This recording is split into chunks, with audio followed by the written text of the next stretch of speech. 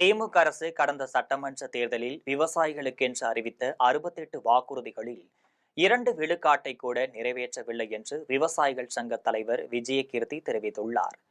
திருவண்ணாமலை மாவட்டம் ஆரணி அருகே மணந்தலில் தமிழ்நாடு தேசிய பசுமை புரட்சி புயல் விவசாயிகள் நலச்சங்கத்தின் கிளை திறப்பு விழா, புதிய உறுப்பினர்கள் சேர்க்கை, உறுப்பினர் அடையாள அட்டை வழங்கல் என முப்பெரும் விழா நடைபெற்றது.